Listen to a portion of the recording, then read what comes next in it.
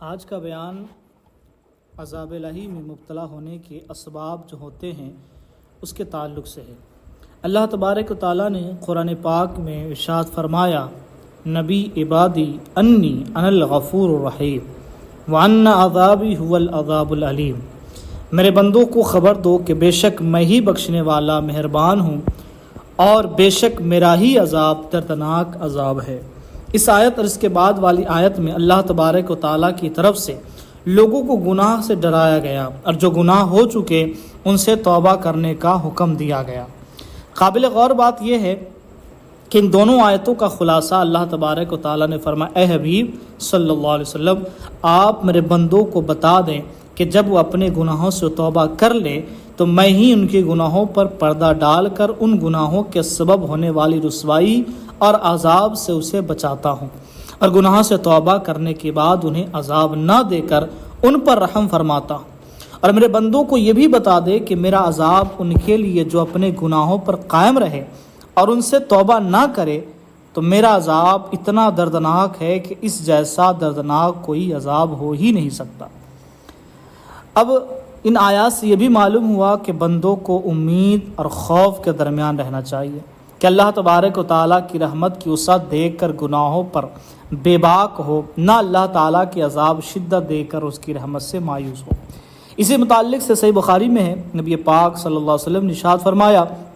کہ جس روز اللہ تبارک و تعالیٰ نے رحمت کو پیدا فرمایا تو اس کے 100 حصے کیے اور 99 حصے اپنے پاس رکھ کر ایک حصہ مخلوق کے لیے بھیج دیا۔ اگر کافر بھی یہ جان لے کہ اللہ تعالیٰ کے پاس کتنی رحمت ہے تو وہ بھی جنت سے مایوس نہ ہو، اور اگر مومن کو یہ جان جائے کہ اس کے پاس کتنا عذاب ہے تو جہنم سے بے خوف نہ ہو۔ اور صحیح مسلم میں ہے، نبی پاک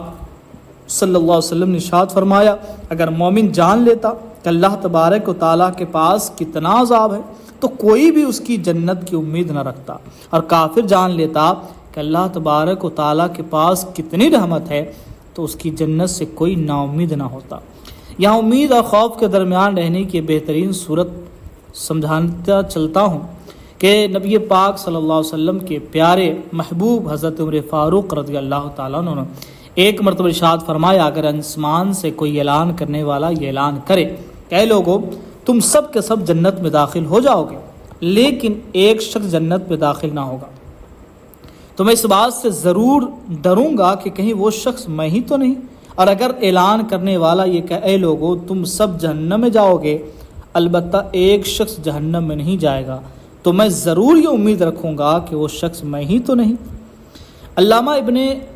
علی بن محمد خازن رحمۃ اللہ علیہ ان آیات کے تحت چند نکات بیان فرماتے ہیں کہ اللہ تبارک و تعالیٰ نے بندوں کی نسبت اپنی ذات کی طرف کرتے ہوئے فرمایا کہ میرے بندوں کو خبر دو، اس میں بندوں کی عزت افزائی ہے۔ جس نے بھی اس بات کا اعتراف کیا کہ وہ اللہ تعالیٰ کا بندہ ہے تو اس عزت و تعظیم میں داخل ہے۔ دوسرا یہ کہ جب اللہ تبارک و تعالیٰ نے اپنی رحمت اور مغفرت کے ذکر کیا تو اسے بڑی تاکید کے ساتھ بیان کیا، اور جب عذاب کا ذکر کیا تو اسے خبر دینے کے انداز میں بیان کیا۔ یہ اس بات کی دلیل ہے کہ اللہ تبارک و تعالیٰ کی رحمت اور مغفرت اس کے غضب و عذاب پر سبقت رکھتی ہے۔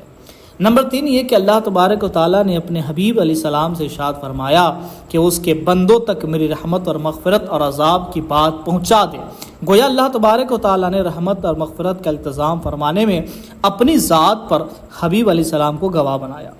یہی نکات امام فخر الدین رازی رحمۃ اللہ علیہ نے تفسیر کبیر میں بیان فرمایا۔ اسی مقام پر آپ رحمۃ اللہ علیہ فرماتے ہیں کہ نبی عبادی کا معنی یہ ہے کہ ہر اس شخص کو خبر دے دے جو میرا بندہ ہونے کا اعتراف کرتا ہے، اس میں جس طرح اطاعت گزار مومن داخل ہے اسی طرح گنہگار مومن بھی اسی میں داخل ہے۔ اور یہ سب باتیں اس چیز کی پر دلالت کرتی ہے کہ اللہ تعالیٰ کی رحمت اس کے غضب پر غالب ہے۔ اللہ تعالیٰ ہم سب کو ہمیشہ گناہوں سے بچنے اور اگر گناہ ہو جائے تو سچی توبہ کی توفیق عطا فرمائے۔